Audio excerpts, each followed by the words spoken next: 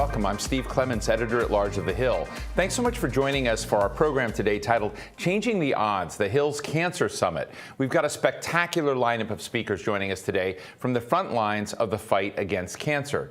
Throughout the afternoon, we're going to explore how, amid the unprecedented disruptions of the pandemic, they're continuing to research, diagnose, treat, and prevent cancers with the ultimate goal of finding a cure for a disease that impacts far too many of us. Before we begin, we'd like to thank our sponsor, Illumina, for its support of today's conversations.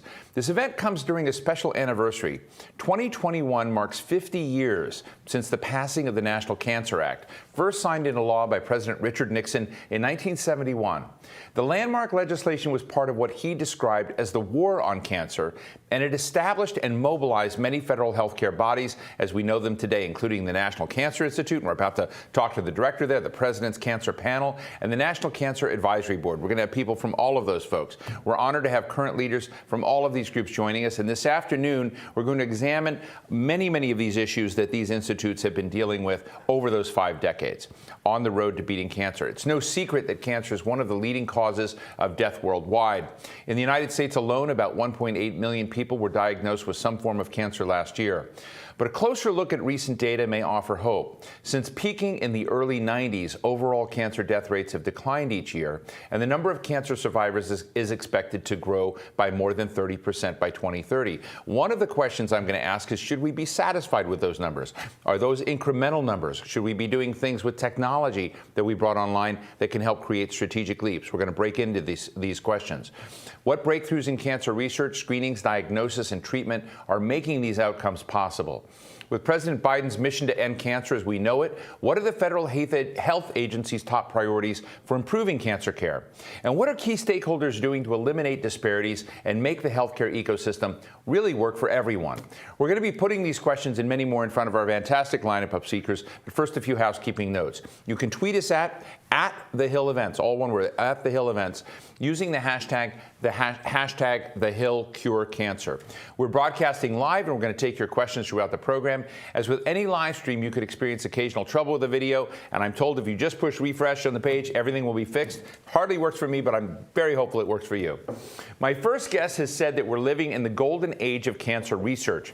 Here to discuss what brought us to this point and what that means for the future of cancer is the director of the National Cancer Institute, Dr. Ned Sharpless. Dr. Sharpless, it's great to see you.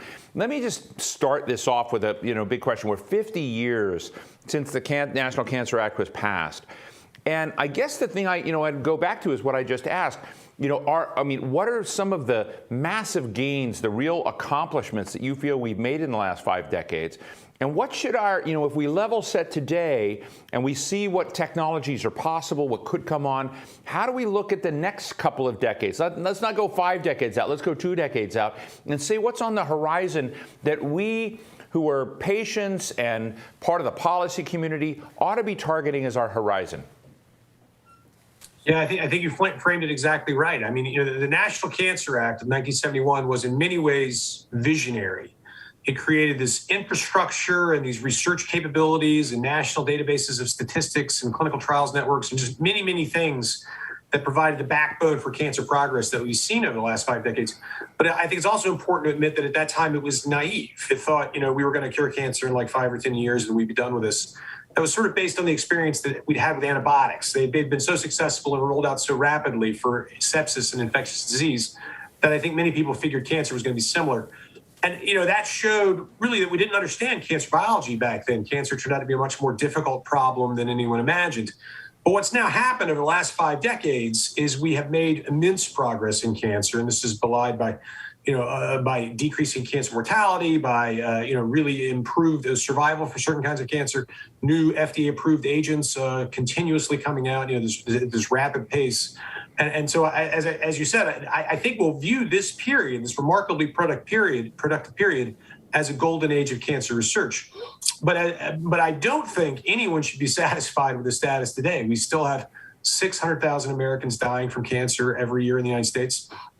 Cancer is becoming a very important cause of global mortality, and so it's a burden on the entire world's population. And so I think it's a good time to be commemorating this anniversary and talking about what we can do in the next few decades to really meet the president's goal of ending cancer as we know it. Look, I traveled with then Vice President Biden twice to Davos, where he unveiled and talked about the first year when he unveiled the cancer moonshot. The next year he went right before leaving his official position, and I guess, I'm going to probably be, crudely define what he was trying to do. He said, look, there may be things that we have to rethink, or there may be silos we need to break out of. We may need to bring people from different parts of kind of the tech spectrum, maybe information sciences. I remember Bill McDonough of SAP there and others to say maybe we need to kind of throw some folks together that have thought about this question, but not together. I'd just like to get a snapshot from you because his critique was implicitly the way we were doing cancer research wasn't moving efficaciously or fast enough. Where are we on the cancer moonshot, and has there been any progress in breaking down some of those silos? Yes, we're now 5 years into the cancer moonshot of a 7-year initiative, and it's a good time to be talking about what the moonshot has done and what comes next. I think that then Vice President Biden spoke very passionately about the issue of data silos, that there was information about patients in separate places that would be useful if all put together and shared in some way in terms of making progress for our patients, but which was challenging because of the sort of structure of science. And we worked very hard to address that. So, for example, an important initiative is the Childhood Cancer Data Initiative, where we're trying to get all these different pieces of data together and share them and aggregate them in a common way so that we can learn from every child with cancer in the United States and really make progress for our patients.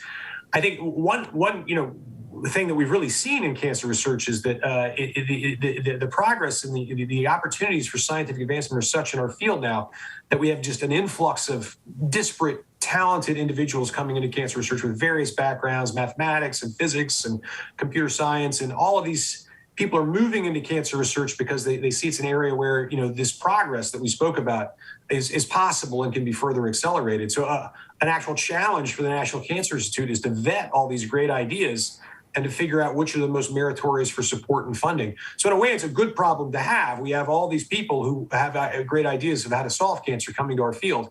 But it's a reason why we need robust support for the cancer research enterprise, because supporting all these great scientific concepts is challenging. The things that Moonshot has tried to address is to bring in some new funding for cancer research for new ideas, as you described, the then Vice President Biden very much supported.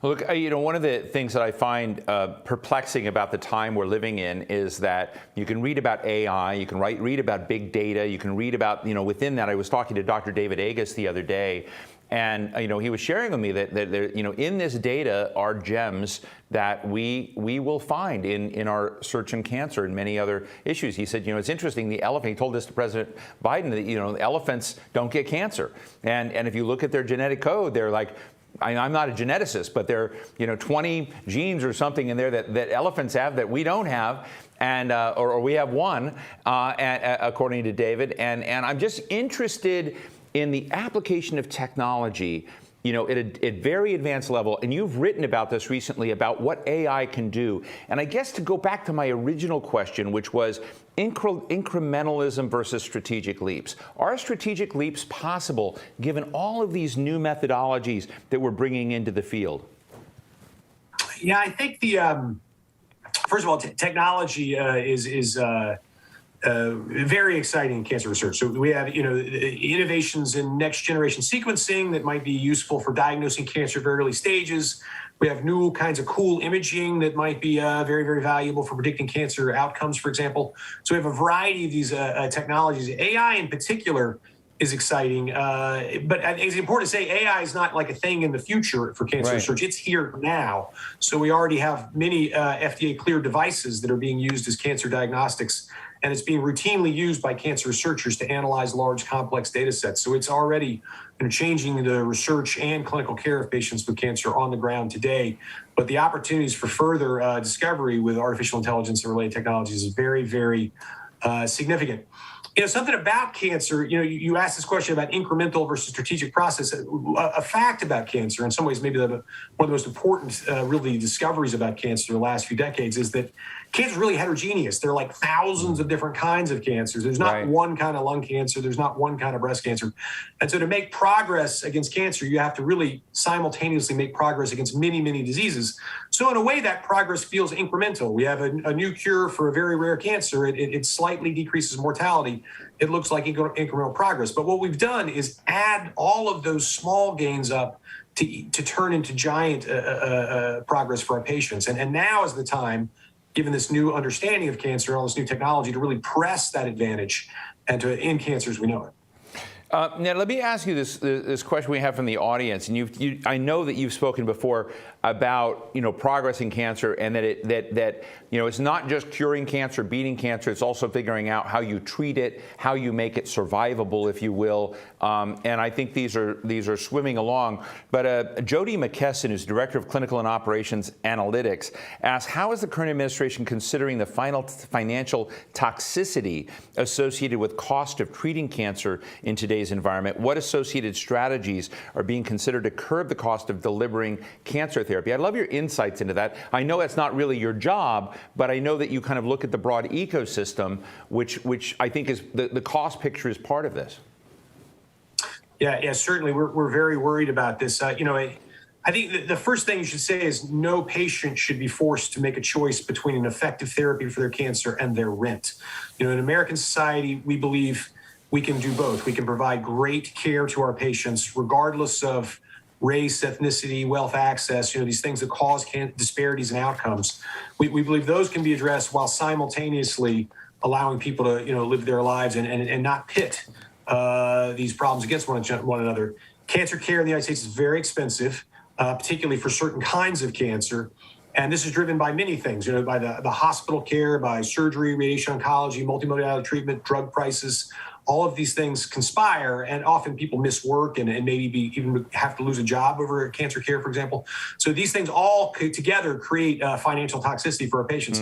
The NCI's role in this is to really understand this, understand why patients are developing these financial hardships. What are the drivers of this?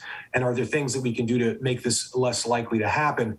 But certainly, it's an important question how we can balance this really exciting science and this rapid progress, but that leads to new devices and drugs and therapies and treatments that are quite expensive. And so then how we make those advances accessible to the entire community, so that everyone can benefit from these advances is really important question. Yeah. When the president says, end cancer as we know it, I don't think he was talking about. I believe we want to make progress for all Americans with cancer and end cancer, we know it, for the entire burden on our society. And that means even these individuals with reduced access to care and exactly the people who are at most risk for financial toxicity. So it's something as a society we really have to take on and address and do better. Right. Dr. Sharp, I'd like to squeeze in something super fast. I don't want to get behind, but I have this great chart that shows a decade of advances in cancer medicines. In 2010, the first therapeutic medicine, 2013, first antibody drug conjugate. Some things, words in here I'm not very versatile in, so I'll not jump them. But then 2017, first CAR T cell therapy and tissue agnostic therapy, et cetera. I'm just interested, if you were to jump ahead and say, okay, in 2023 and 2025, what would be the other things we might be seeing on this chart? Yeah, no, that gives you just a very snapshot of the pace. It's tremendous. Right. And for example, my father died of metastatic melanoma in 2010, really the year before the immunotherapies that now largely cure that disease in most patients became available. And so that problem today would be very different from what it was, a decade ago. So the progress is fast and furious. One thing we have to do is we have so many of these effective new therapies. We have to learn how to use them together and combine them and sequence them properly. I often say that even if we had no new advances in terms of therapies and diagnostics and devices, we'd still make a lot of progress against cancer for the next decade or so just by figuring out how to combine these agents and use them together in different ways. But we don't plan on that happening. We plan on there being major scientific advances against this backdrop of very rapid progress. And it's as there is no single silver bullet. We don't expect one thing to really treat all cancers, but rather what you described of, an antibody therapy for this cancer and a kinase inhibitor for this cancer, and maybe some CAR T cells over here. Maybe we'll have the ability to diagnose cancer much earlier using these very exciting multi-cancer early detection tests, which is the ability to find cancer on a blood specimen from a patient who's otherwise healthy at a very early stage when it would presumably be curable. So, I think a lot of these different things will combine to reduce cancer mortality incidence. We still have to work on things like screening. We have to make sure everybody gets access to mammography and pap smears and lung cancer CTs. And the pandemic caused some big problems there that we should talk about. But and also, something like tobacco control, where we've made a lot of progress against lung cancer by limiting tobacco consumption. But that's still an area where we can do more. So the things that we know work, we need to continue to do. But we also have these very exciting new initiatives that you discussed. Well, Dr. Ned Sharpless, Director of the National Cancer Institute, I have about 45 minutes, maybe an hour of more questions. I hope you'll come back. I think this is so important, and I have really enjoyed your tweets. They've been very moving about, the impact of cancer across communities, the high death rate in the Hispanic community. There's so many other dimensions of this we didn't get to. I hope you'll come back and let us explore those with you sometimes. Thanks so much for sharing your thoughts. Thank you for having me, and I look forward to a great lineup of terrific speakers later on. Thank you very much. My next guest is Dr. Edith P. Mitchell, one of 3 members of the President's Cancer Panel, which I just mentioned a moment ago. It's a group tasked with reporting to the President on barriers to progress in reducing the burden of cancer. She's also a clinical professor of medicine and medical oncology at Thomas Jefferson University, and very cool, she is a retired brigadier general, and she was the first woman in the Air Force to achieve that rank. I don't know, Dr. Mitchell, General Mitchell, it's really great to be with you. It's an honor. Look, I think part of the question of cancer, and I have learned this by being out in the field and talking to people, is making the ecosystem as inclusive as possible. And that goes from patients in clinical trials to the doctors that are in the system, right, to the various researchers there. And I know you've been carrying this a long way. I'd like our audience to know, where are we succeeding and where are we failing? So thank you so much for the opportunity to be here today. And thank you for the invitation. I'd like to make one correction, please. Oh. I was not the first woman to be promoted to Brigadier General. I was the first woman physician promoted to be Brigadier General. Even better. Well, thank you. So the President's Cancer Panel was a part of the National Cancer Act of 1971. You have heard a lot about that from Dr. Sharpless. And the President's Cancer Panel was established really to try and bring together many different individuals. And the President's Cancer Panel utilized the fact that there are 3 members appointed by the President of the United States.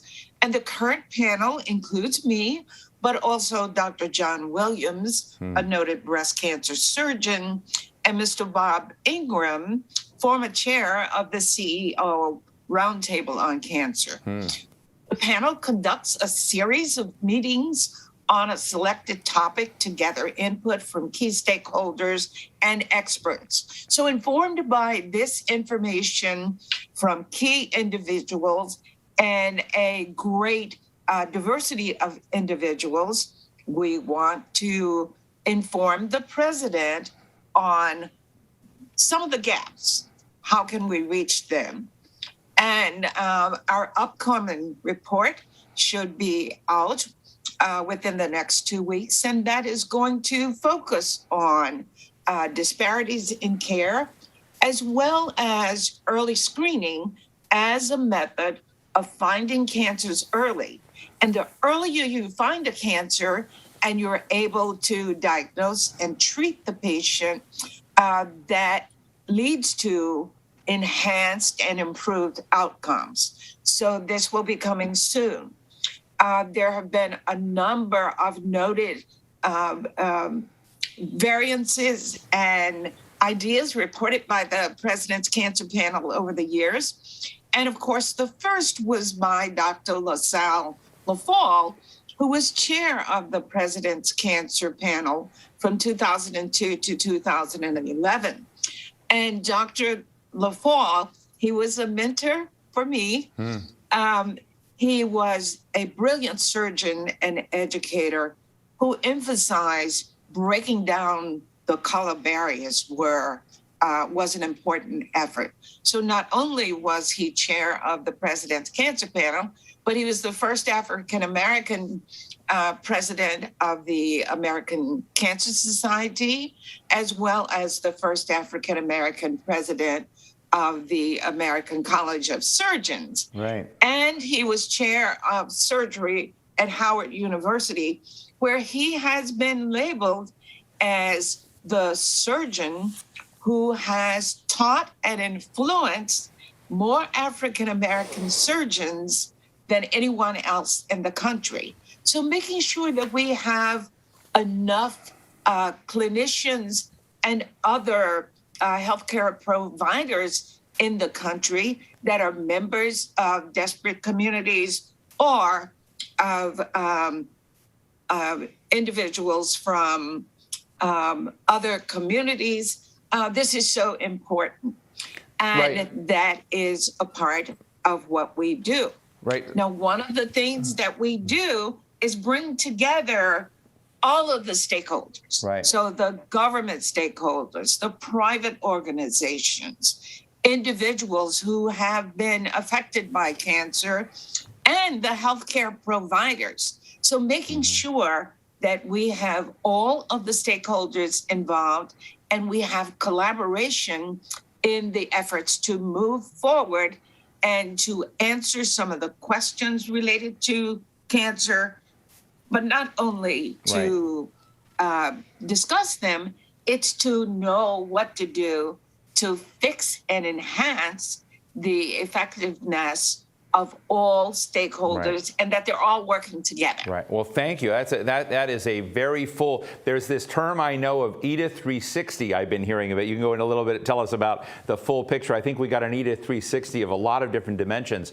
of the picture. But let me ask you a question. And I'm very aware that and this is not to make our sponsor Illumina happy, but Illumina and many other companies are bringing new technologies, new therapies. They're looking at new screening tests in various ways that Dr. Sharpless just talked about. One of the questions I'm wondering is, we're at this time where there's so many changes, but one of the horrible features of the American health system now, it's just a reality, is that there are communities that are not benefiting in an even way across the country. We saw this in COVID. We've seen it in cancer. We see it in Black maternal mortality, which I find outrageous. And so when you kind of look at that, I'm wondering, as new technologies are brought on, is there a way to, particularly with the FDA, typically going through clinical trials, begin preferencing communities that have been, behind, preferencing or bringing in a requirement, higher participation requirements?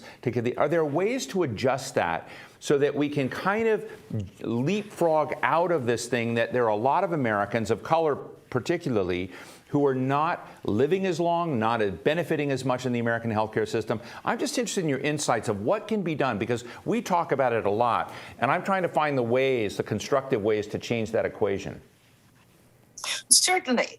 And one of the ways is to increase the number of practitioners and clinicians who understand these communities, who are members of these communities, who know these communities and how to engage the communities. It has been known for some time that the burden of cancer does not affect all populations equally.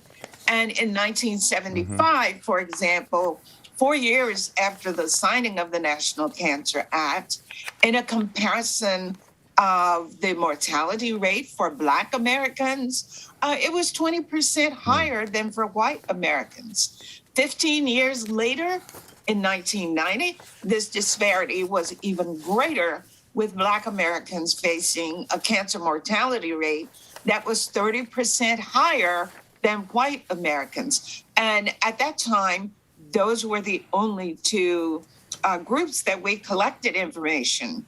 About 2000, we started collecting information on other races and ethnic groups.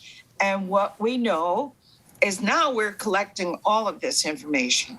but with increasing the number of practitioners from the various communities and bringing together the research entities with the new technologies, we can provide this to everyone.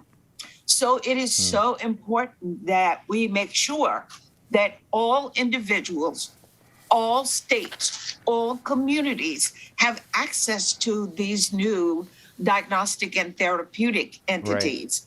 And we're also moving toward using some of the recent technology, the research that is being done to find individuals earlier, diagnose the cancers earlier, but also understand individuals who might be at risk for developing cancer, but who have no evidence of cancer now.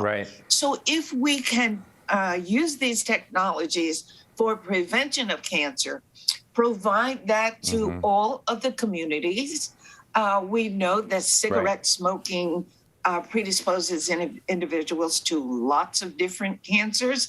And therefore, if we can eliminate the causes of cancer, know the population as well as the individuals who are at higher risk, bring all of our stakeholders together.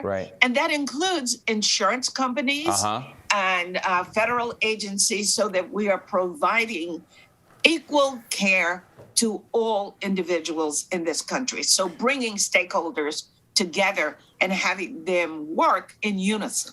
Well, Dr. Edith Mitchell, again, the first woman physician to reach Brigadier General status. Really want to appreciate your comments and thoughts on this and about this notion of bringing the different dimensions together. I look forward to reading more of your work about the President's Cancer Panel. Thank you so much for joining us today. Thank you, and thank you for the opportunity to discuss the President's Cancer Panel. And I encourage our audience to search our website. And thank you so much. Thank you. Although cancer can affect anyone, factors such as race, income, age, and geographic location can lead to vastly different cancer experiences. And the pandemic has exacerbated these disparities in recent months.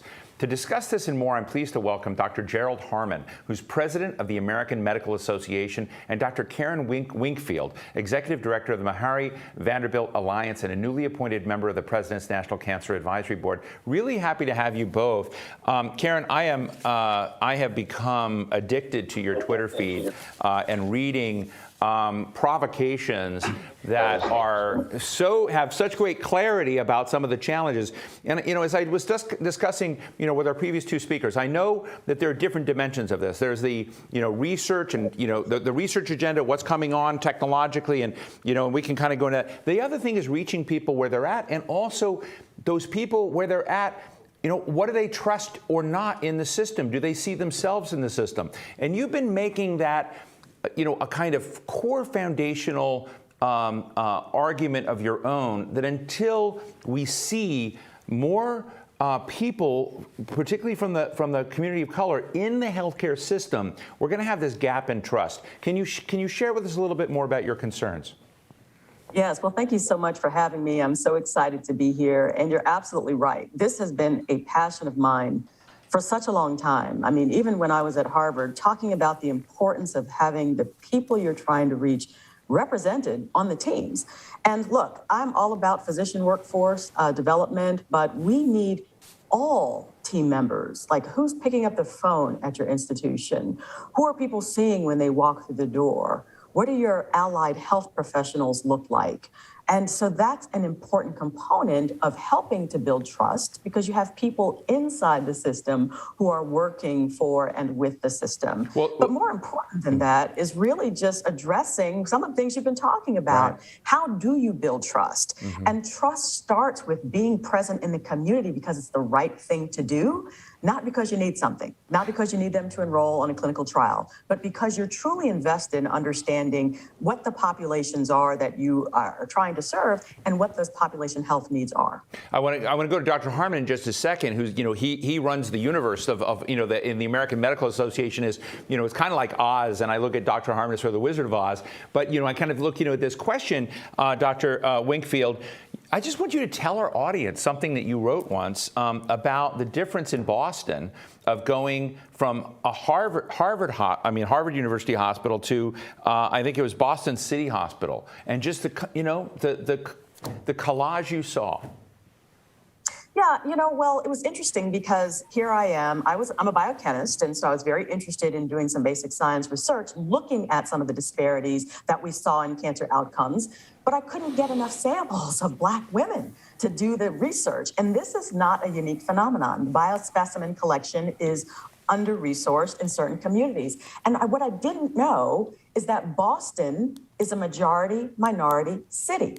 And the reason I didn't know it, because here was my microcosm. I'm in the hospitals, in the Harvard hospital systems, and they're very homogeneous. And so it was fascinating when I did have an opportunity to do some training over at the city hospital, that's where I saw the Black and brown communities. So I think we need to look at the comprehensive cancer centers. And this is why I'm so excited to be a member of the NCAB, because I think this will be an opportunity for us to take a deep dive and a deep look into what's happening with the comprehensive cancer centers. I mean, how can you exclude people with Medicaid? Why is that okay when you're getting government funding? And so there are things that we can do institutionally that will really help to start to bridge some of these gaps in terms of the engagement and also helping communities feel that you are with them and for them to help build that trust. Well, thank you. Dr. Harmon, in the world in which you're in, with the health practitioners that you have in this, and I've also learned in many of these forums that the stakeholders in the healthcare ecosystem in America are very diverse, from insurance companies to hospitals and doctors to there's pharmaceutical companies, et cetera. And I'm just interested because you've talked a lot about, as I understand, don't socially distance from your doctor, and you've also had an equity map, looking at race and division in the country. I'd like to know, at this moment of reflection, 50 years after the National Cancer Act, if we were to redraw some of those lines, what would be some of the biggest changes that you'd like to see make, and what could the AMA do to constructively push the nation, towards I guess greater inclusion and greater health outcomes across the board? Steve, thanks for having me. You've nailed it. This is something the AMA has embedded in its in its core. Our mission is to advance the art and science of medicine and the betterment of public health. And that betterment of public health literally is half our mission, if not our entire mission. We're using the art and science of medicine to better public health. So to your point, and to the point you heard from Dr. Wingfield and before her, Dr. Mitchell, we have had outcome disparities among the Black and brown communities, minoritized communities in our nation for decades, if not centuries. So we have a very approachable target, a well-defined target that we can work on within American medicine to advance health equity and minimize and end health disparities. We can get there, but we have to take marked, defined steps with a plan, and AMA has a health equity plan to help address this.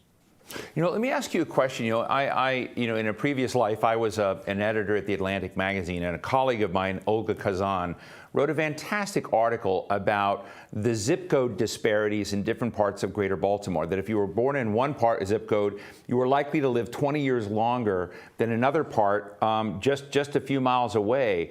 And I interviewed someone at that time, and Dr. Lena Wen at that time was the Baltimore Health Commissioner. I'll never forget that interview. It was fascinating. But as you looked at it, we had basically, I would say, the crown jewels of the health community in the greater Baltimore area, and Johns Hopkins and others. And we had patient advocates, and we had patients, real patients in the room, who were from these communities. And you would hear these were people trying to get over the stacked deck against them and had a hard time navigating. I'm just interested in your role as a citizen in charge of a big org. What can we do to change the way that there is stigma, depending on where you come in zip codes? There's stigma based on color and race. There's stigma. And I got to tell you, we had Johns Hopkins folks there that were looking at the community and vice versa and saying, we don't see each other. And so how do we overcome that gap? Well, I'll step in right now and tell you what I think we have to do, and what the AMA thinks we have to do is educate. You heard that from others. We need to have an awareness that there is a problem. Dr. Wingfield said she was unaware that she was living in a majority underrepresented minority community. I mean, it's almost an oxymoron. But the data she was working on didn't tell her that. She became educated, and all of us need to be educated. The zip code disparity, absolutely. Here, I'm in rural South Carolina for almost 4 decades, and I see the zip code disparities depending on social determinants of health, where you live, what your insurance situation is, what your race is. So we understand that Charleston County, one county south of where I am, there's a 16-year life expectancy disparity. We're addressing that, trying hard locally and statewide to make that improved. So we need to educate each other. Then we need to get to the other point. We need to move with increasing trust among the recipients of these current health inequities. And so that they'll trust that we have their best interest in heart. We have access for them. We have fair and equitable access to health care diagnostics, screenings, in this case for cancer, as we're talking about today in the Cancer Forum. All these things have to be improved, but it has to start with education, appreciation, understanding, and then an executable plan. Well, thank you for that. Dr. Wingfield, let me ask you this question. And, I lost my mother to breast cancer. She was from Tulsa, Oklahoma. Well, Bartlesville, Oklahoma, 35 miles north of Tulsa. And the truth is, when, she, I don't want to go into a deep personal story, but look, if you, at that time, 15, 20 years ago, the doctors in Bartlesville gave her, one set of path. We moved her to Dallas. They gave her another path. Then we got her up to Baltimore, where Johns Hopkins, where it changed. And you could just feel that there was an unevenness in the cancer world and cancer profession. Now, I've talked to people now that things have changed, that there are these cancer pathways, and there are ways in which, doctors are being brought up to a consistent standard. But I'm interested, it's more than literacy. Literacy is the wrong word. And it's literacy both of the healthcare provision and providers, but it's also literacy of regular people who are scared. I'd just be interested in what you think we ought to do, because part of today is talking about technology. What can technology do to change people's lives, get early screenings, testings, increase the frequency and trust so that the interaction with the doctor is normal and routine? I just want to know how you would do it. Oh boy, we could spend hours on that, and I know we don't have that time, but thank you so much. But I'm going to have you back. Question. I'll have you And both listen, back. I mean, it's big. Give me a teaser. Give me a little bit of a teaser. Yeah. So Dr. Sharpless actually did talk about the importance of interoperability, right? The ability for one system to speak to another. And we do have that technology that's available. But technology is not going to heal the gap with respect to trust. It will not. And so just the way that you're talking about your mom, in Oklahoma, we know that 70% of the landmass of the United States is rural. And we know that that's another underrepresented and underserved community. So this is about socioeconomic status. This is about where people come from and the context that they live in. And Dr. Mitchell talked about the importance of prevention. But yes, that's education, but it's also access to prevention, right? So from my perspective, we actually need to take a step back as a country and say, what do we value? What is health? Health is not just the absence of disease. Health is the entire social context that people find themselves in. And that requires a much bigger and broader conversation. So I do agree with Dr. Harmon that education, not only of lay individuals, but of the healthcare providers and professionals and teams is really important. But we need to get in these communities and help them improve their wealth, because wealth is health. Let me thank you for that. We're right near the end of our time, which I'm just going to say it sucks, because this is really great. I want to go further with both of you, but let me ask Dr. Harmon and Dr. Wingfield this question. We've just been, I keep saying we've been through the pandemic. We're not through the pandemic. The pandemic is still very much raging in this country, raging around the world. I keep telling people that many of these healthcare issues are global issues. The cancer challenge is a global challenge, not just a national challenge. But I'm interested in your profession, Dr. Harmon, and what the morale level is. Do people still want to be doctors and nurses and practitioners in this space after we've seen frontline work? I mean, I have to tell you, I see a lot of salutes to frontline workers. I see a lot of people that are very pissed off that are frontline workers who feel left behind and neglected. What is the level of morale, and are you worried about your profession, given what we've gone through and given the challenges we still have ahead?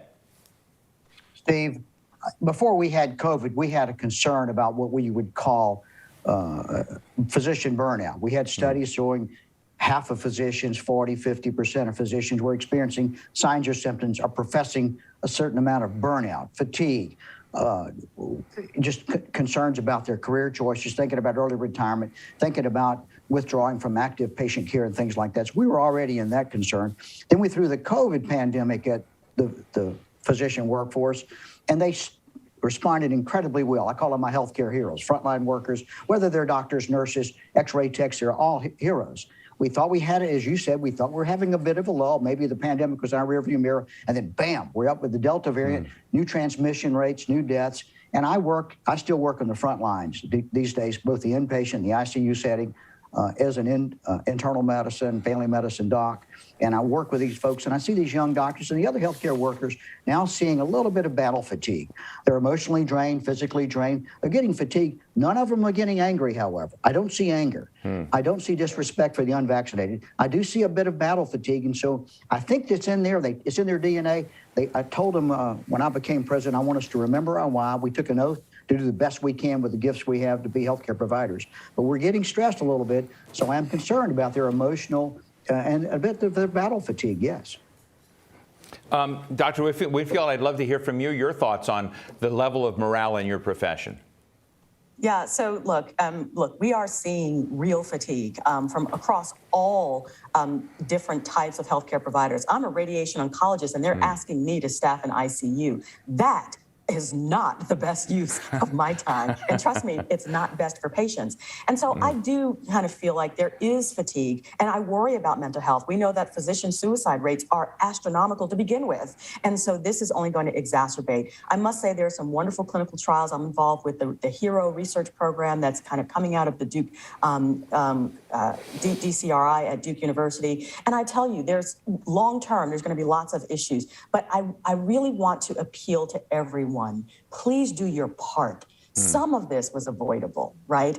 And to Dr. Harmon's point, we're going to treat you. You walk in the door, we're going to treat you. But if there's any way that you can see your way to say, look, I know this is not just about me and my right, but I want to protect the people around me. I want to protect my loved ones. I want to protect the healthcare workers, because when you get sick and you come in, that means we don't have beds for people having a heart attack, or we don't have beds for cancer patients. I actually had one of my friends call me who's got metastatic cancer saying, I can't get a bed. I'm sitting in the emergency room for 2 days waiting for a bed because they're filled with patients with COVID.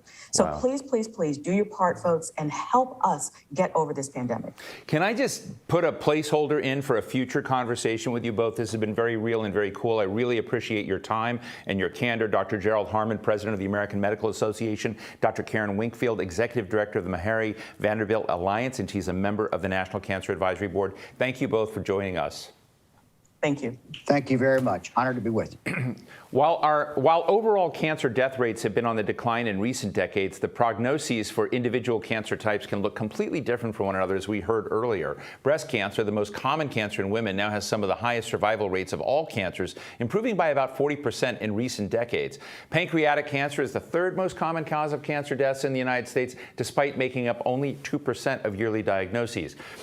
Why have some cancers seen remarkable improvements while others remain so challenging to treat? Here to explore the progress in patient outcomes and the work being done to make all cancer types survivable and reaching a much wider swath of people, I'm joined by Dr. Rhonda Henry Tillman, Division Chief of Breast Surgical Oncology and Director of Health Initiatives and Disparities Research at the University of Arkansas for Medical Science. That's a mouthful.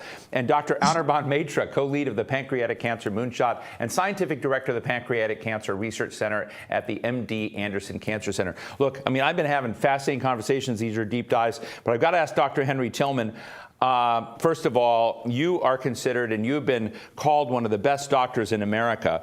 I'm going to mention a friend of ours, Byron Carlock, who was just telling me about your time together in school as a young person, waiting, you know, to be picked up, your family, your brothers and sisters to go pick cotton or not. And, you know, I mean, Byron just said, I just want to say that this guy, she's the smartest African-American woman in a sharecrop heritage town.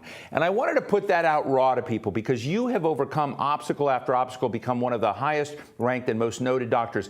What do we do to get lots more of you? What do we do to get lots more people in the bubble of care? I know you work with rural communities, but I'd just be interested in your secret sauce. You know, we're all taught to work hard and strive for everything we can, and taking a chance. Many people took chances on me. And so those who take chances and look beyond what they see and look who you truly are. We are all intelligent. We all have focus, and give those a chance. Open up the doors and provide access. So many times, people don't even think about you to give you that opportunity. That's where all the initiatives are going on regarding diversity, equity, and inclusion, because we aren't getting that opportunity. Think about the politics that we see when it comes to African American, Hispanics. They don't even want people to come across the border or in the United States. If you look at the race and how that's impacted, give us a chance. Go after young kids early and let them know that they can do this. Now, I understand you go back each year, maybe I have this wrong, and you arrange for free screenings in Blytheville, Arkansas. The question I have are members of the Black community there, do they show up for you and not show up for others? We lost your sound there. Go ahead, say it again. They show up because of access. And one of the things I was always told that African Americans don't come to the doctor. And I said, that is not true. The resources available to African Americans are far often not there.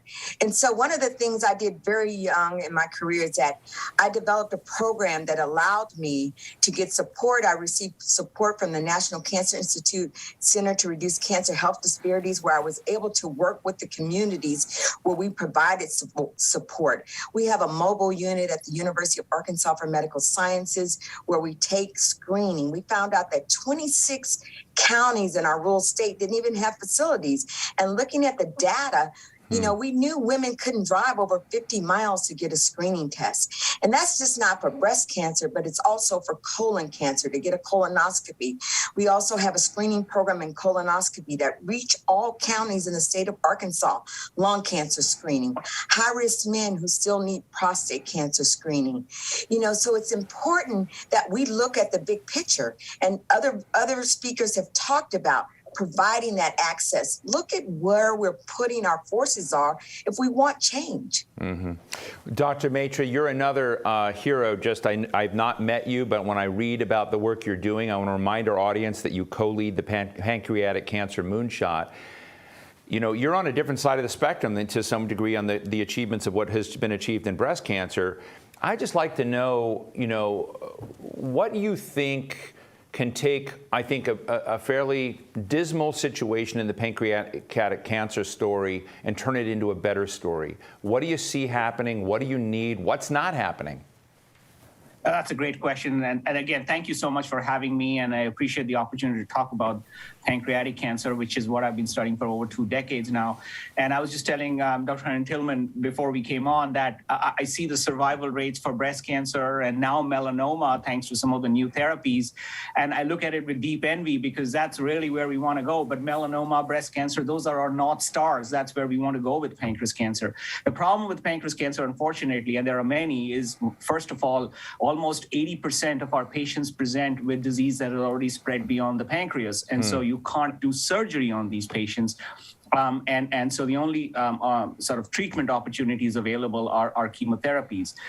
So the 20% or so patients that undergo surgery, those are the patients where we have the greatest shot at having true long-term survival or cure. Right. And again, it's not that the numbers haven't changed.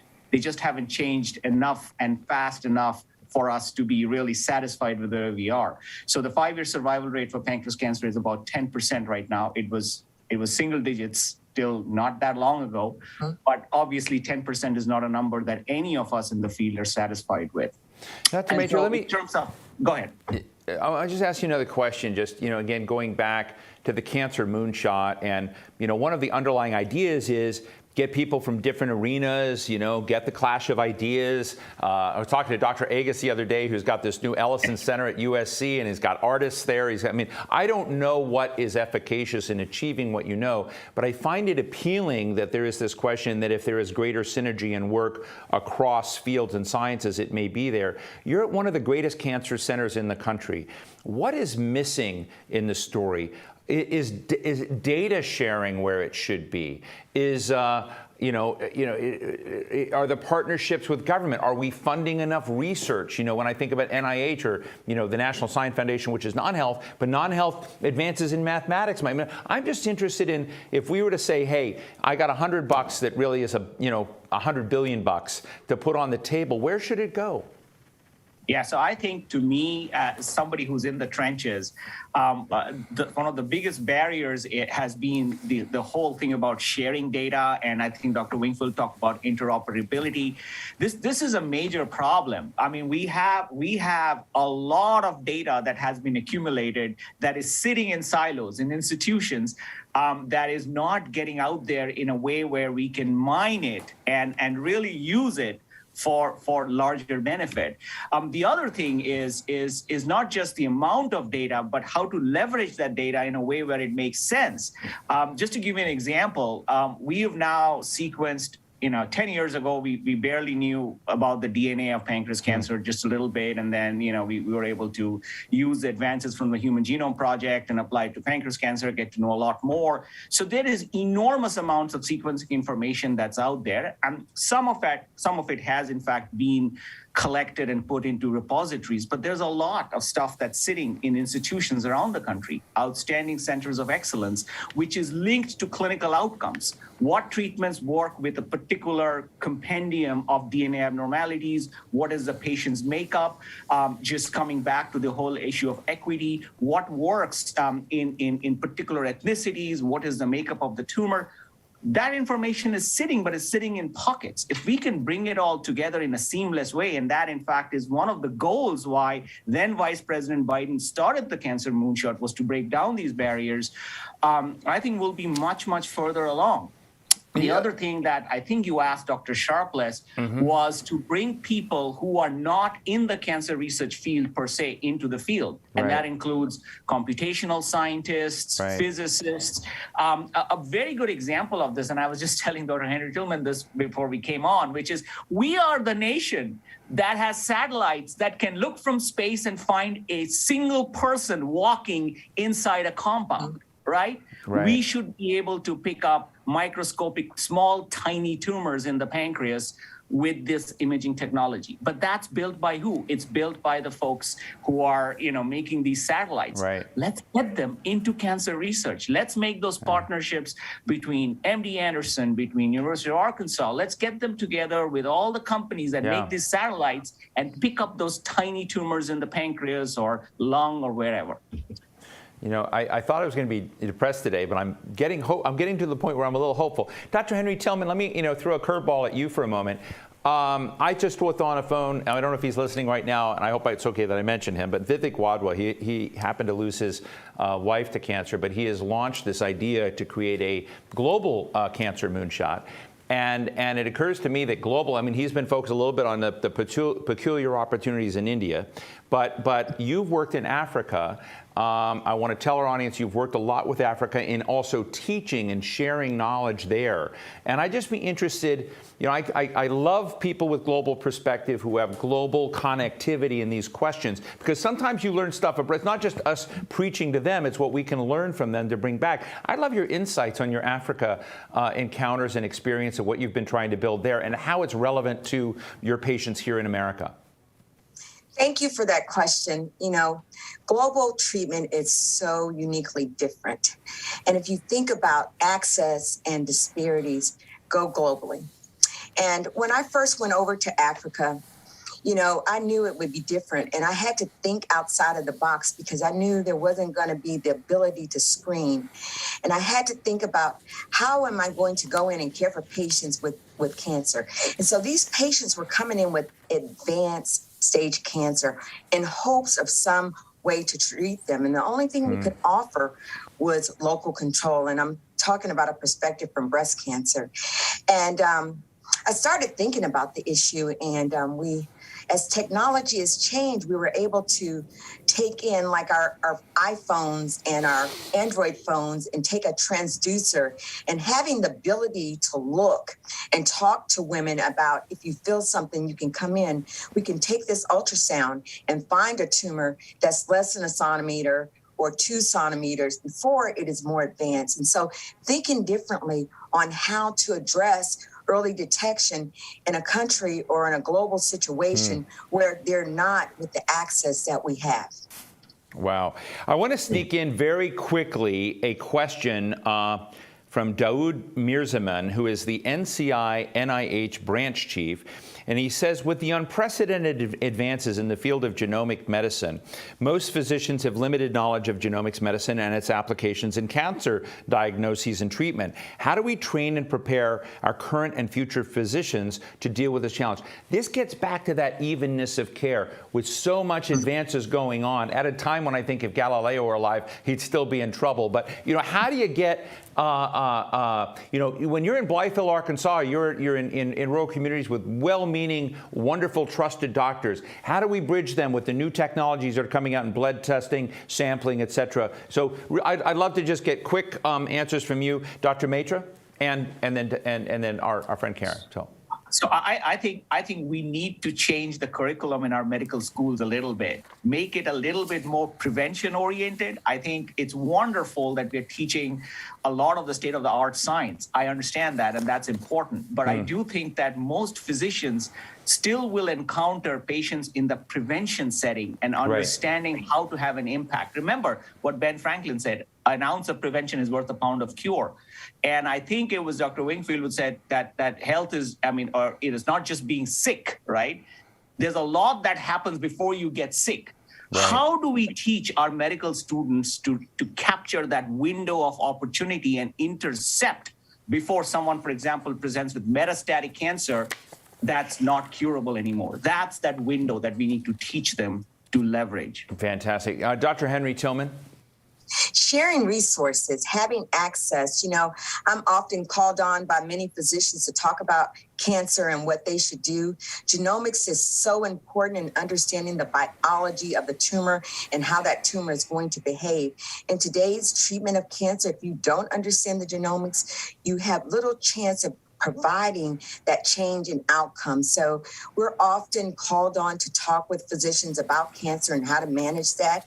We're an open cancer center here at the University of Arkansas for Medical Sciences, Winthrop P. Rockefeller Cancer Institute, and we train and teach all over the U.S. and globally because we know it's important because not everyone's going to come here. If you look at the market share, not everyone makes it to the big cancer institutes like the Winthrop P. Rockefeller Cancer Institute and MD Anderson. So we have to have that access and direct access to us as providers to share this information as a specialist. Well, listen, wonderful conversation, so meaningful. Thank you. Well, Dr. Rhonda Henry Tillman, whom I hear is a superhero in Blytheville, Arkansas, and I'm going to have to get down there and check that out. Division Chief, Breast Surgical Oncology, and Director of Health Initiatives and Disparities Research at the University of Arkansas for Medical Sciences. And Dr. Anirban Matra, who's the co-lead of the Pancreatic Cancer Moonshot and Scientific Director of the Pancreatic Cancer Center in the MD Anderson Cancer Center, one of the great cancer centers in the United States. Thank you both for joining me. Thank you for having us. And now for a message from our sponsor, Illumina. Please welcome Phil Febbo, Chief Medical Officer of Illumina. Over to you, Phil. Hi, I'm Phil Febbo, Chief Medical Officer at Illumina. Thank you to The Hill for this opportunity to speak at the Cancer Summit. Our mission at Illumina is to improve human health by unlocking the power of the genome.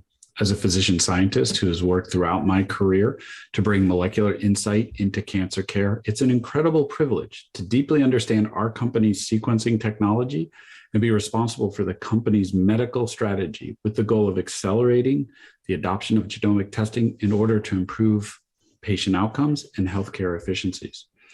I'm a medical oncologist, and I've seen how sequencing has helped my patients. I've seen how our sequencers ensure they get to experience more of life's amazing moments that cancer often tragically steals from them. In academia, at the Dana-Farber Cancer Institute, the Duke University Medical Center, and finally as professor of medicine and neurology at the University of California, San Francisco, I focused on using genomics to understand the biology and clinical behavior of cancer. I focused on the early discovery and translation of genomic insights, bringing them out of the lab and into the clinic. I transitioned to industry to further bring them out of the clinic and early translation into standard care for every patient. Right now, the benefits are being realized for cancer patients in diagnosis and treatment selection. Already, patients are receiving treatments that selectively target genetic mutations in their tumors. The data is clear. When a patient receives therapy that matches the genetics of their disease, their outcomes improve. As a result, we are seeing an improvement in cancer outcomes broadly and significant improvements in patients with cancers such as non-small cell lung cancer, where a growing number of therapies are available. Best care is now provided by clinicians understanding how to use the growing pharmacopoeia of targeted therapies and immunotherapies to reduce the pain and suffering from cancer for every patient. While diagnosis and therapy selection has been first clinical application of sequencing, we are seeing our sequencers being used in both cancer screening and cancer monitoring. A few months ago, GRAIL launched its Gallery test that is a blood-based screening test for over 50 cancers. I am fortunate to be an employee of Illumina, where we are self-insured, and we are offering Gallery's test to all employees over 50 years old or with an increased risk of cancer. Perhaps I'm a little less fortunate to be over 50 years old, but I was very excited to get my results, cancer signal not detected, report just a few weeks ago. Screening results in earlier detection of cancer. Earlier detection can lead to curative treatment. These tests will shift the diagnosis of cancer earlier and improve lives. There are also cancer monitoring tests that help detect if cancer remains after local therapy, surgery, or radiation, or if cancer is recurring much more accurately than currently available with radiology. These tests will also improve care and improve outcomes. So while there are already examples of how sequencing is improving cancer patient outcomes, we are still very early and need to support early research and development, as well as provide clinical laboratories with the appropriate technologies to scale commercial testing to serve more patients. With increased use and improvement in patient care, our technology will also help healthcare systems achieve their quadruple aims: improvements in patient outcomes, improvements in patient experience, improvements in physician experience, and healthcare efficiencies. With any advance in medicine, we have to understand how strained healthcare systems are in the United States and across the globe. In cancer care, there are incredible inefficiencies due to empiric trial and error management of cancer patients that is costly for the system and takes an incredible toll on patients who get all of the side effects and none of the benefit of ineffective therapies. Here, our technology can help healthcare systems eliminate inefficiencies. Finally, we also have to recognize that not all patients have equal access to healthcare. And as so poignantly demonstrated during the pandemic, disparities in our healthcare are directly attributed to a toll in human health and human life. Cancer care is not immune to disparities, from early clinical trial inclusion to cancer care received. However, as our technology gets incorporated into care through screening, treatment selection, monitoring, and blood-based tests replace the need to take a day off work for a CT scan or the costs associated with traveling to a healthcare facility and other burdens and barriers, there's an opportunity to improve care while addressing disparities.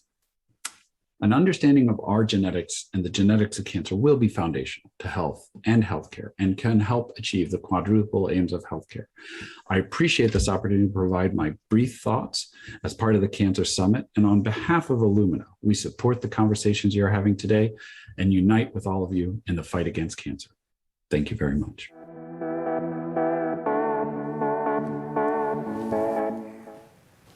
Thank you very much for that. My next guests are from leading organizations that are funding groundbreaking cancer research, educating the public on prevention, and supporting patients nationwide. Dr. Edith Perez is sort of a legend in this. She's chair of the Health Equity Committee at Stand Up to Cancer. She's also a professor of medicine at the Mayo Clinic College of Medicine and chief medical officer at Bolt Biotherapeutics. And Dr. William Kantz is the chief medical and scientific officer at the American Cancer Society. Really grateful to you both to spend some time. This is one of been, I don't know, I feel like I'm the luckiest guy in the world to have a deep dive on, really smart people on cancer today. Let me just ask you, Dr. Perez, as you're looking at this, and I know part of your job is to kind of get out people to think, we were just talking to Dr. Maitre about, those early stages or looking at contributing factors and helping. I know that every time I talk about one of these policy issues, there's a tendency to kind of look at it very earnestly, very linearly. And I'm interested in the nonlinear parts of the cancer story and what can be done. I'd love to get your thoughts on contributing factors. What are the other dimensions of this conversation we should be having? First, thank you for allowing me to be part of this great panel. The discussion has been enlightening, and I liked what you said about hope here. In the past, people didn't talk about cancer. So I think a major change over the last 50 years has been that we're discussing this disease.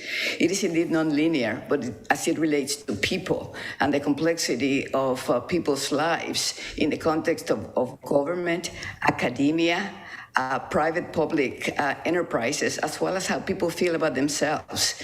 But the good thing is that things are getting better, although there's more work to be done. Well, fascinating with this. And let me ask you, Dr. Kantz, when you kind of look at this question for the American Cancer Society, and I have been down to your place in Atlanta and seen the many, many different, departments and divisions in there. I'd ask you at this moment, at 50 years after the National Cancer Act, what are your insights? Because I do think, there's a little bit of like pat ourselves on the back, we've achieved a lot. But to go back to the first question I asked Dr. Sharpless at the very beginning, what should be our new aspiration? What should be the way that we look about this in a way that we kind of try to achieve more rather than be satisfied with where we're at right now? Great question. So we've made tremendous progress. The cancer death rate peaked in around 1990, and there's 3 million people alive now that wouldn't have been at that same rate. So where are we? Where do we need to go? And I think we need to focus on the convergence of physical, digital, and biological worlds are coming together to provide personalized medicine, earlier diagnostics, high technology, and really focus on how we can get a more personalized approach to have more effective therapies, with less invasive therapy. And then we really need to look at the underserved, the disparities. With the pandemic, they've actually widened. So there's this gap between the haves and have-nots. I think that area is where we really need to put a lot of efforts from the care and advocacy. Fascinating. Dr. Perez, let me jump back to you for a minute and to get back to this issue of, getting participation in. I'm also interested in just how we shake up the game a little, because I know you've been focused on inclusion in clinical trials, how we get, trusted ambassadors, I suppose, to begin encouraging a broader diversity there. I'm also interested candidly, because I've got my friend Vivek Wadhwa who's texting me right now, on why, to what degree are we taking advantage of what's happening on the global scene? Are clinical trials in India or Brazil or other parts of the world useful, and do they feed into this? And I'll have to ask Dr. Kantz the same thing. Are there ways in which we need to open our aperture on how to do things that we haven't done yet? Or do you think that the system we have right now is largely stable enough and we just need to keep investing more in what we've got? I think we need to check it up. Solving the challenge of cancer globally requires, continued changes throughout the research, education and access. One of the issues that we deal with is that physicians and patients, people, find it challenging to apply the lessons of large research studies to their own lives and practice, especially with the research participants do not reflect, racial identity, ethnicity, age of patients. So we need to think about, eligibility criteria that will allow enrollment of individuals in the United States as well as other parts of the world. But we need the infrastructure for clinical study development, because it's more than us wanting to do it. It's creating the infrastructure. I take to equate, solving the problem of cancer, which we're actually doing every day, to a marathon. I like to run like other people do. And some people think it's impossible to run a marathon. Some people don't even know what the marathon is. But then you read about it, you learn about it, you develop a vision, then you work with other people, you create a plan, and you ultimately can succeed. So I think with cancer, we're making progress, and we're getting there one step at a time. I do want to mention that you are co-founder of 26.2, the organization that's running this. And for those of you who don't know, it's 26 miles and 385 yards. I've run a number of marathons, and I know how hard it is. I also know that when you get to the 18-mile point and your friend's not there to wave you on, and you got 8 more miles to go, it can be fairly distressing. But I think in this kind of broad dimension, Dr. Kantz, when you kind of look at what we have to get right, I'm interested in how do I put this? I'm going to probably screw it up and get folks angry at me. There is I just know from knowing people that are on the patient side of the equation, there's fear, there's uncertainty, there is wanting to trust doctors or hospitals or wanting to kind of find out. It's hard if you're on the side of this and you're not a cancer pro. You folks are cancer pros. What can we do? What's part of the story? Because again, coming back to this question I'm intrigued with, which is how valuable technology can be in the future. Screenings, new methodologies. And we've just seen what's happened with COVID in this country and fear of doctors and controversies over this. I'm just interested in what we can do to take that patient that, and even like myself or my family, is not a cancer pro, and turn us into a player that has agency somehow in this process? So multifactorial approaches. I think that we have to look at how we navigate patients. I think when you have a cancer diagnosis, your life's changed forever. So how do you get that information to get to where you need to go? Through trusted messengers. How do you get to the opportunities to join clinical trials? And how do you get to the best care? And this we need to look at across the board, and particularly in underserved populations, really specific to the type of populations that you treat. And I think your question globally, for example, in Africa, there's talk, we're looking at clinical trials. How do we get clinical trials there? Well, we need to shape things up, as Dr. Perez said. We need to make it easier, perhaps decentralizing it, working with the regulatory agencies in each country to make the eligibility, make it smooth.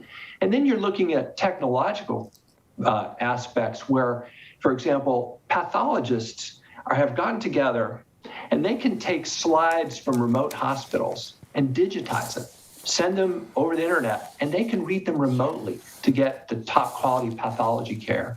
So I think we need to approach it from a multitude of different angles to make a difference. Can I ask you, because I also know that you folks interact with pharmaceutical firms, and I actually called. Well, I didn't call, but they called me. But I was interested. But a friend of mine over at Pharma and looked at some of the drugs that have been developed that have been so effective, looking at the evolution of personalized medicine.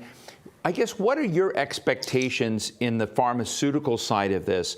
And again, looking a few years down the road, is the pace of, I guess, and if I'm pronouncing it right, pharmacological possibilities, personalized medicine, more efficacious results from personalized medicine, is that going to be a real game changer in the cancer story, Dr. Kantz? Yes, exactly. I think to your question, there are two things we expect of pharma. Number one, breakthroughs. Number two, everybody has access to those breakthroughs. So pharma are our partners. They're making these drugs that are transforming. And I think in addition to the breakthroughs into the drugs, we need to also have the personalized aspect, such as the biomarkers. Right. Is everyone with lung cancer getting a biomarker test? And the answer is no, they're not. But that predicts whether you respond to a drug. So that will take us even further down the personalized medicine road. Well, let me ask you, Dr. Perez, as well. What do you think we can do to expand the presence of, I don't know how to say it, diversity within the health profession, the health research profession? I know that Dr. Kantz and the American Cancer Society is dealing with historically black colleges and universities. I was with Dr. Wayne Frederick the other night from Howard University and expanding a lot of their health programs. But I'm just interested, I hear over and over and over again, when you go to cities, people saying they don't see people like them in the profession. Are we making steps toward that? Is it going to be a place where gravity is now taking us the right direction? Or do we have to do a lot more to change that problem that we were discussing earlier in the show? I think things are improving. It's a combination of medical school, academic training programs, and biopharma must commit to the long-term work that is required to make sure that we have more members of underrepresented groups included and leaders in medical research. So the steps are being taken. Another aspect is education overall. Stand Up to Cancer. It's actually instituting critical steps to ensure diversity in the workforce, in addition to diversity in enrollment in clinical trials through public service campaigns, as well as the funding that we provide to investigators throughout the United States. Yeah. Edith, let me ask you, how many marathons have you done? I've done 8 marathons and about 10 half marathons. I'm really happy to be able to enjoy life with many people doing that. That is incredible. Dr. Kantz, how many marathons? No marathons, but I do get on the exercise bike regularly. Well, that's good. Well, there's no shame. This is a judgment-free zone, but I'm pretty impressed with both of you. Dr. Edith Perez, Serene M., and Frances C. Durling, Professor of Medicine at the Mayo Clinic, College of Medicine, and Chief Medical Officer at Bolt Biotherapeutics. Really, and she's also chair, very importantly, of the Health Equity Committee of Stand Up to Cancer and the founder of 26.2. Dr. William Kantz is Chief Medical and Scientific Officer of the American Cancer Society that has been at this a long time and a lot of different tracks. So I want to thank you both so much for sharing your thoughts and insights with us. And please come back. This is not a topic going away for us, and I assume not for you. So I hope we can continue to whittle away at it. Thank you so much. Thank you. Thank you. Look forward to more discussions. Joining me now is Congresswoman Bonnie Watson-Coleman from New Jersey. She's a co-founder of the Congressional Caucus on Black Women and Girls, and she's also a lung cancer survivor herself after being declared cancer-free in 2018 and 2019. Congresswoman, really great to see you. Look, I have this odd feeling that, sometimes when we are doing a program as we are on the policy parameters and scaffolding around healthcare and cancer, sometimes we do seek out people who can tell the story that they're living and that they've experienced, because it's so important. But I guess the question I want to start with is that there are a lot of people that have gone through what you have, that have had cancer. And do you have, particularly among your colleagues in Congress, is there a literacy problem when it comes to cancer survival, what's needed with some of your colleagues because they have not gone through what you have? Well, I think that, cancer is a very complex a set of diseases. Is not just any one kind. I don't think any of us really knows the extent to which there's research on every kind of cancer. I know we're aware of the fact that there have been improvements in some of the research and some of the findings and the therapies and the medications and the treatments that have come out of it.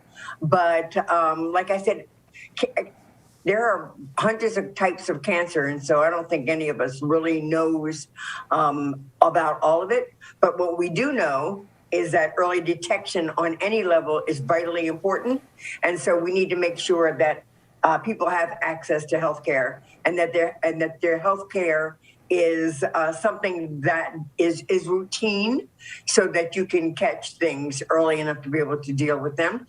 And I think we also recognize we need to continue to support the research and development of new methodologies and therapies and medicines and approaches that deal with the various types of cancer. Now, you just mentioned routine, and you've talked about your routine interactions with doctors was what gave you early screening and early word of what you had coming down the pike to beat.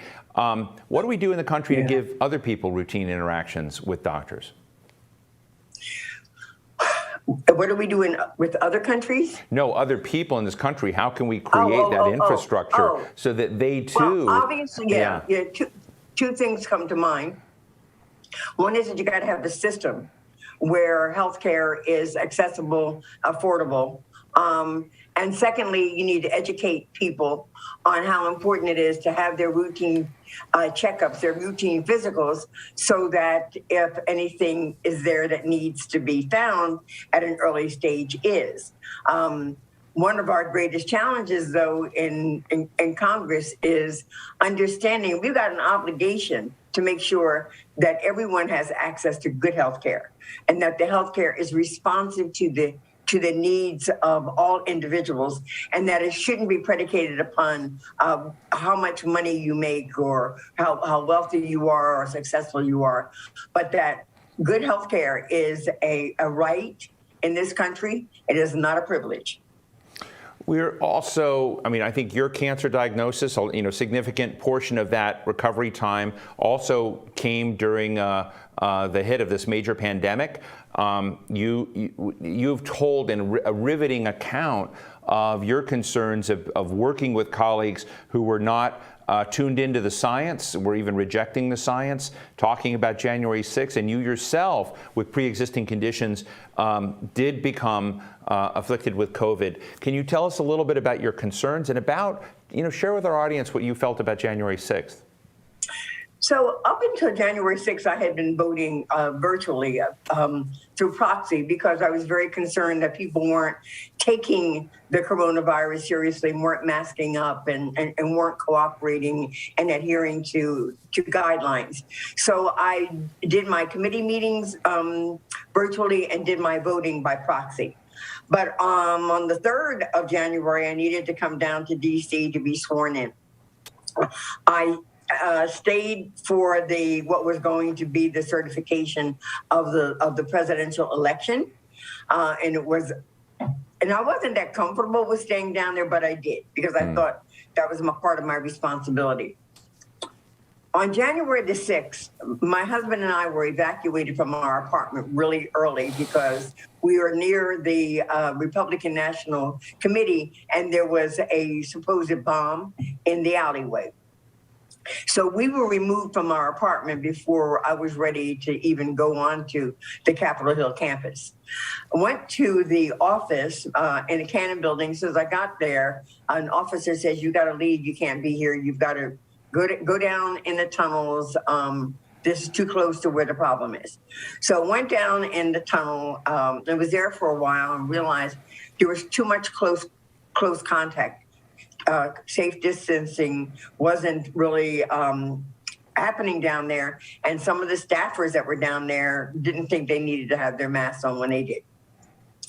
So I said to my husband and my staffer, "Let's go to the Capitol because we'll be safe there in the Capitol, the citadel of our democracy." I get there. I'm on the first floor. I needed my PIN because I didn't have it because I had left my apartment so fast, and because I was masked up, I said, let me make sure I have a PIN. So I went and got a PIN. Was going up to the second floor and decided I would go to the attending physician's office first to check something out. On my way down the hallway, I encountered the first officer who said, "Ma'am, you don't want to go down there. They're coming in." And I'm like, "Who? What are you talking about?" And he said, "The protesters are coming in." I said, "Well, I just need to go down to this hall here on the left, right behind you, a little bit behind you." He kind of shrugged his shoulders and went into the opposite direction. Then encountered another officer who was standing in the hallway that I wanted to get down. And he said, "Ma'am, you cannot go down there. They have breached the Capitol." And I looked and I could see different colors, shirts and stuff, and I could hear a little bit. I said, "Well, I'm just trying to get down here behind you to go to the physician's office." So he kind of stood there in front of me and let me go down. And as I go down, the doors started opening up. Come here, lock up in here. And I locked up in one of the small offices. I didn't see things, but I could hear things. I saw a little bit about what was going on outside because there was a small TV, but I didn't see what was happening inside the Capitol. I could hear things like USA, USA and chants, and I could hear scuffling. But I honestly, God thought, well, whatever was going on out there, the Capitol Police, they've got this. They're going to make sure that we are safe, and only to find out that that wasn't the case. So I was there for a couple of hours, and then there was a knock at the door saying, "We got to move you. We got to move you." And I'm like, "Who are you?" And I made them show me their identification before I left with them. They said, "We're going to take you to a secure location." Wow. That's where they took us, to the big room with people in it, masked and unmasked.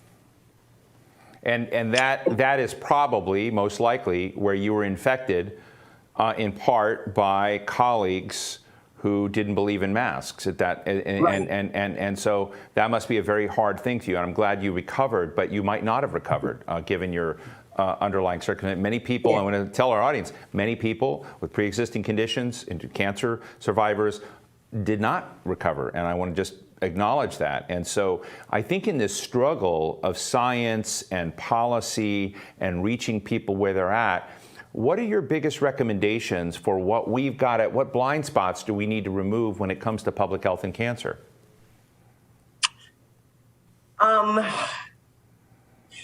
Resources. We need resources in both the actual research and development, but in education as well. I don't think people pay attention to their body and what it's telling them. You know, they dismiss things, and I was one of them. I mean, I thought that I was having an issue with bronchitis when I was having a hard time breathing, only to find out from the attending physician's office that I had some COPD and there's something that they're seeing on my lung. We need to pursue it, and we did. And that's how I found out that it was cancer. Right. But we see all of these commercials on TV about the latest medicine or therapy for different kinds of cancer, but we don't have enough public discussions about the cancers, and how you can do not fear the word cancer. If someone tells you you have it, proceed to find the medical professionals who are expert in those areas and who will navigate you through. Congressman, just lastly, one of the other things that I know you did that I found just so heartening is your refusal to wear a wig, your decision to have your congressional ID photo taken without hair, your empathy for those people in that, which is something that is another dimension of this, which is stigma. And I'm interested in what you were trying to communicate to people who were trying to navigate this. Yeah, you know what? I'm not as, it really isn't quite like that. I can't wear wigs. I tried. And they just look like wigs on me, and I just wouldn't do it. Well, let's give you credit anyway. I realized there must be a purpose, therefore, in my not being able to wear the wig. So I wore the hairless situation.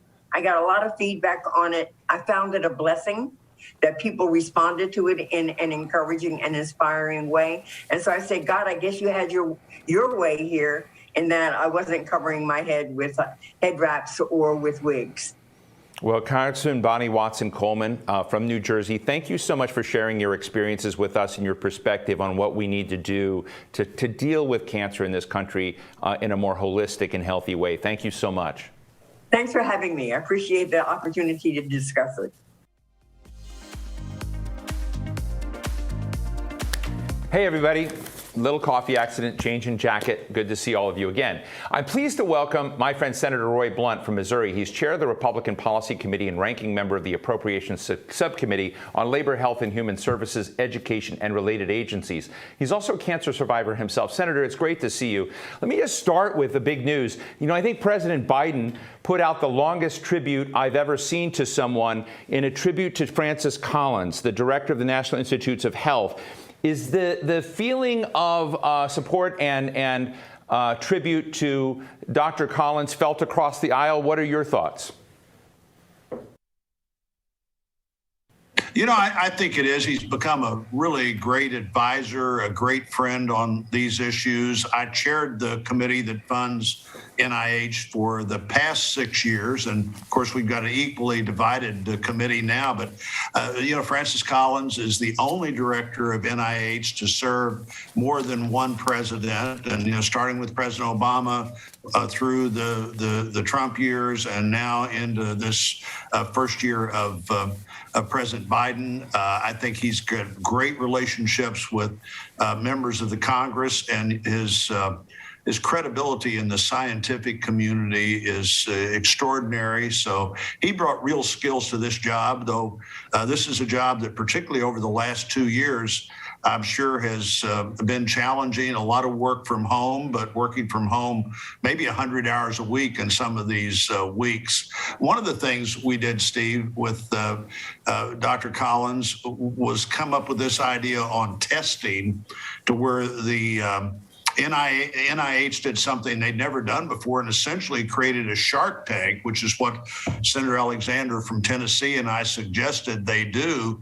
And the shark tank produced incredible results. The companies that came through the fledgling groups, as well as companies that came through the shark tank, are currently producing more than 2 million tests a day that wouldn't have been produced otherwise, and 100% of all the home tests. I think that really sort of launched NIH into a new level to where you could be a very active partner looking at something that needs to be done and has promised to be done right now. And in all of the changes we're seeing in healthcare generally and cancer specifically, developing that potential when you see something that has unusual promise to grab a hold of it, become not just a we'll give you a 5-year grant and we'll see where you are a couple of years from now, and then we'll get a final report in 5 years. But the potential that Francis created during COVID to be a hands-on partner could be something that NIH and HHS can both benefit from for a long time.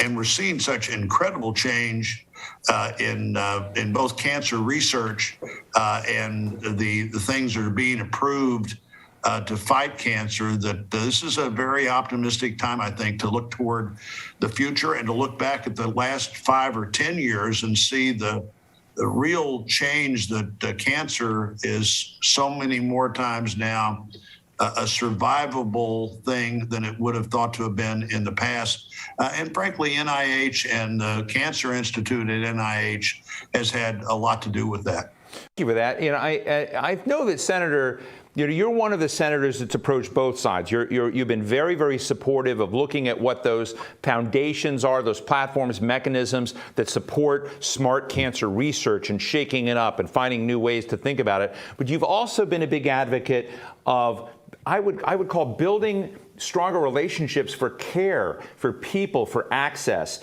And I know you've been on both sides of this. And, I just spoke with Congresswoman Bonnie Watson-Coleman, who was also a cancer survivor. And she said, one of the key things out there is to get routine contact between the medical profession and people, so that it's routine. I know that you have been worried that under current law, insurance companies are required to provide no-cost coverage for breast cancer, but not diagnostic testing. What are the wobbly parts of the screening and testing, the interaction with the American public that we need to fix?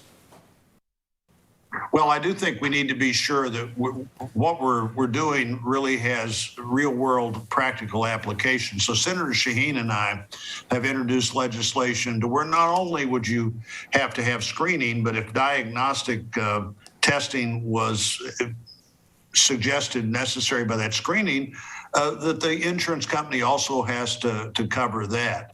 Often the breast cancer screening creates understanding that you might have breast cancer, but unless you can afford the diagnostics, are willing to go through that process on your own, you might not be able to find out if you have it or not. So that's the kind of thing we need to work out of the system. Every screening wouldn't require diagnostics, but it's possible that most likely positive screenings would. And so we need to keep up with the kinds of things we can do. And what we found out in so many cancers in the last decade is early intervention is more likely than not to produce a good result. And you don't need to be putting these things off or wondering how you come up with the personal money to find out what your screening suggested. And we're seeing so many things happen, Steve, so quickly. Immunotherapy, when I first started chairing the committee 7 years ago, there was one study going on actively in the United States at the University of Pennsylvania at Philadelphia. It had about 70 participants in it. It was leukemia focused. But this whole new concept, well, we're going to do something to your blood so that it has capacity to fight back.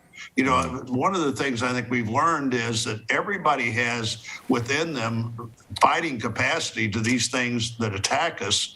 The problem is that without some kind of assistance, an attack like an attack from cancer quickly overcomes your natural resistance. But with immunotherapy, we've had great success in figuring out in all the blood cancers, the potential at least, that your CAR T cells, that you can figure out how to fight back yourself in a way if your body can get the necessary upgrade to that fighting back capacity. So something that didn't exist 5 years ago or 7 years ago is on the checkoff list for so many cancers. And then FDA by itself, I think, has approved 30 different treatments for cancer in the last year. So we're seeing things really result, and many of them a direct result of NIH research and the taxpayers of America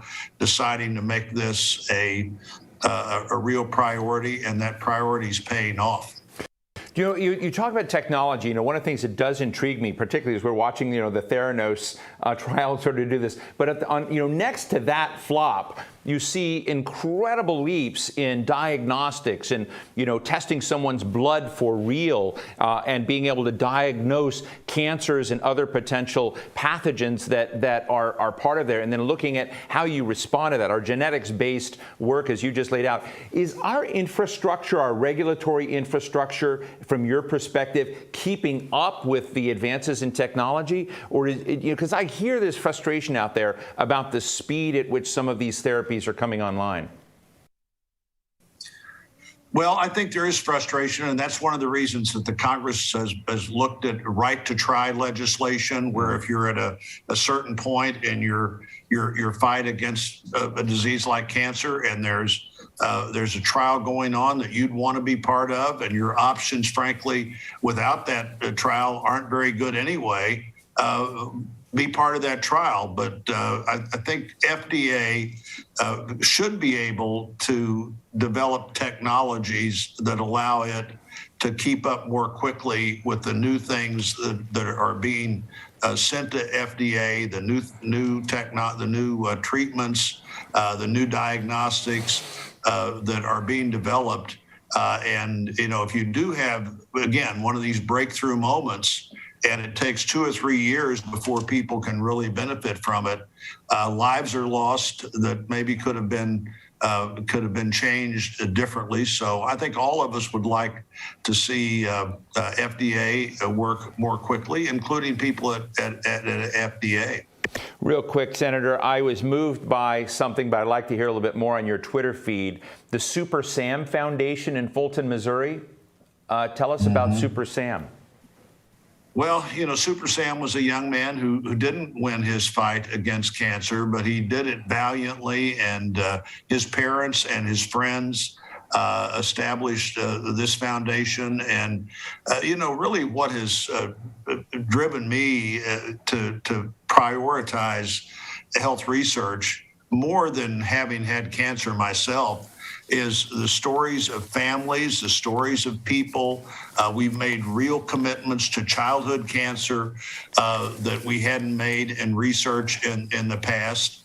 And you know, that's another place where Super Sam has made a difference. I was able to meet him while he was still fighting that fight. I saw his mother in the hallway outside my office in the Russell building just the other day, and we had a chance to talk to her, to visit for a minute. And then she had some some teenage volunteers with her who were following in the footsteps of Super Sam to try to keep that foundation alive, to work with other families, to do things that encourage people to fight back valiantly. And in some cases now, I think we're at a point where part of that fight is, if I can just fight a little longer, these advances are coming so quick that I think there's a sense that it's almost never a moment when you have to give up until the fight is lost, because something might happen that makes a big difference for you. I had a family that lost 2 young sons because they had bone marrow challenges, and we've tried to do things that have made it easier with federal funding to find those matches for bone marrow when you're trying to do what needs to be done there. That same family, by the way, had the great good fortune, and so did the 2 kids they adopted, to be able to raise 2 kids, but they're not the lives that were lost. That doesn't replace anybody, but it's a family that was committed to be a family.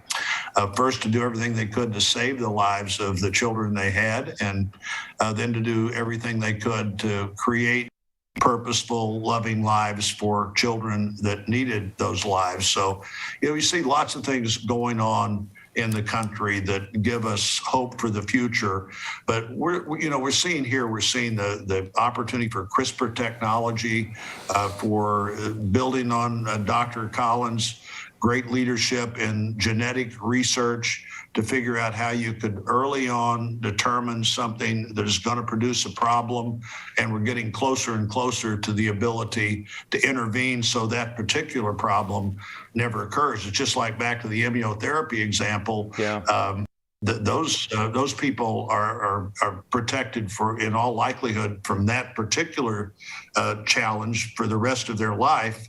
And now you have to see what other things you can help them deal with as challenges come along. And by the way, as we've increased funding for cancer, we've seen a huge increase as young researchers have been encouraged to stay in the field because they begin to get grants. We've seen a huge increase in grant applications. So we want to be sure that we're continuing to provide the funding for as many of those likely successful ideas that are out there as we possibly can. Senator, last little zinger. I mean, I know that you have worked with Senator Shaheen on breast cancer and various programs there. You've worked with Senator Debbie Stabenow on really moving the needle on mental health care support. You're working across the aisle on these big health care issues.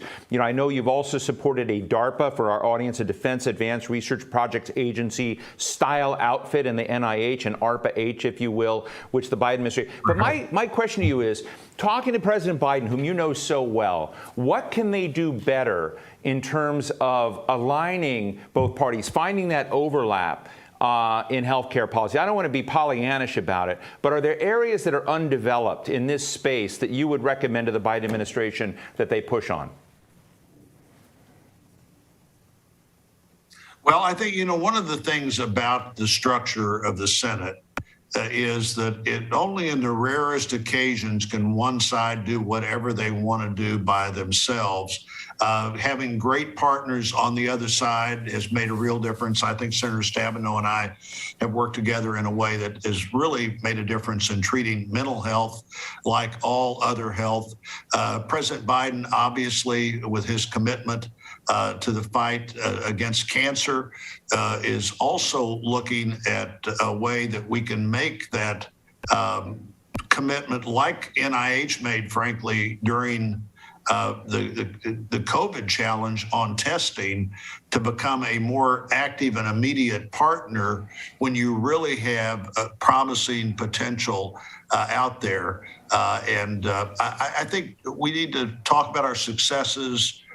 We need to make those, find a place where both parties can work together so that people are more likely to embrace the successes you do have. One of the frustrations I think many of us have had on the vaccine is the reluctance of some people to accept that just because it was allowed to become politicized rather than be appreciated for the incredible success it was in the short time that Operation Warp Speed created a vaccine with new technology again, that was much more individualized than just giving you the disease, but giving your system a way to fight back and smother that disease in ways that it didn't have the kind of impact it would have otherwise. So I hope that we can work with ARPA-H. I'm frankly a little bit concerned as Dr. Collins leaves NIH that one of the patterns we were looking at needs to have someone, the president will find someone quickly to step up, and we'll continue to work with the White House to see if we can't bring that defense advanced research that we've been doing virtually since World War II in an extraordinary way in a partnership, also bring the potential to that to health research to where we partner in a way that reaches a conclusion quicker than it would otherwise, just like we did with COVID testing within the last year. Well, let me just say this. Thank you so much, Senator Blunt from Missouri. But let me tell my audience, Senator Blunt is not only chairman of the Senate Republican Policy Committee, not only ranking member of the Senate Rules Committee, not only ranking member of the Appropriations Subcommittee on Labor, Health, and Human Services and Education, but I've been to a few inaugurations that he's basically co-run or run. And I just don't know, because I know you're retiring in 2022. I don't really know what's going to happen without you up there for the next inauguration of whichever president comes up. So, Senator Roy Blunt, thank you for what you've done in healthcare policy and for your time today, but just want to say thanks for some great inaugurations. Well, that brings us to the end of our program. You know, when it comes to the cancer story and tech and diagnostics and screenings, you know, one of the big players is going to be Illumina, and Illumina helps support these conversations today, and I want to give them a big thank you. I want to thank all of you attendees for supporting this program, and if you want to go back and share these videos and watch them again and again and again, they'll all be up on our website at The Hill shortly. Thanks so much for joining us. Be healthy, be well. I'm Steve Clemens.